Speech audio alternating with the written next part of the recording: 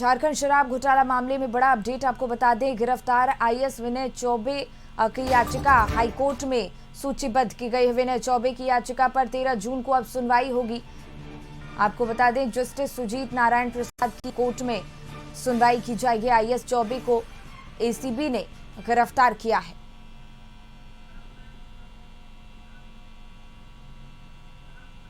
राहुल इसी पे और ज्यादा जानकारी लिए हमारे सहयोगी जुड़ गए हैं। राहुल, झारखंड शराब घोटाला मामले में बड़ा अपडेट सामने आ रहा है, जहां गिरफ्तार आईएएस विनय चौबे की याचिका हाईकोर्ट में सूचीबद्ध की गई है। 13 जून को अगली सुनवाई की जाएगी। जिस तरीके से निलंबित आईएएस अधिकारी विनय चौबे की एसीबी ने गिरफ्तारी की और गिरफ्तारी के बाद रिमांड से लेकर पूछताछ किया गया। हालांकि अभी भी इस मामले में एसीबी अलग अलग लोगों से पूछताछ कर रही है और जो जांच का दायरा है धीरे धीरे एसीबी का बढ़ता जा रहा है। करोड़ों का घोटाला शराब नीति में बताया जा रहा है और माना जा रहा है कि इस घोटाले में तत्कालीन उत्पाद विभाग के प्रधान सचिव विनय चौबे की संलिप्तता है। हालांकि इन्होंने एसीबी की इस कार्रवाई को झारखंड हाईकोर्ट में चुनौती दी थी और अपनी गिरफ्तारी को गलत बताते हुए याचिका दायर की थी। हालांकि याचिका को झारखंड हाईकोर्ट ने स्वीकार कर लिया है और अब इस याचिका पर 13 जून को सुनवाई होनी है।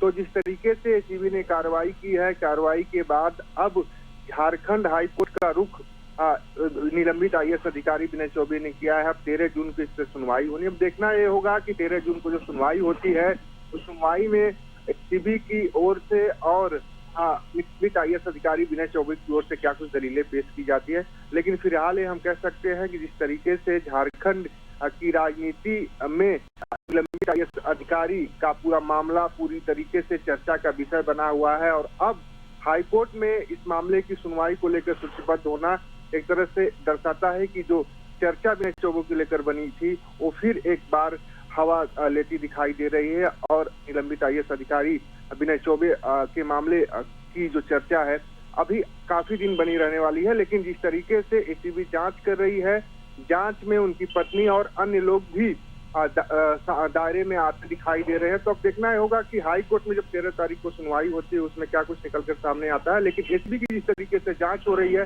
इससे साफ होता दिखाई दे रहा है कि इस जांच के दायरे में और भी कई लोग आने वाले हैं। बिल्कुल राहुल, अपनी नजर बनाए रखिएगा इस खबर पर। बहुत बहुत धन्यवाद आपका तमाम जानकारी हम तक पहुंचाने के लिए।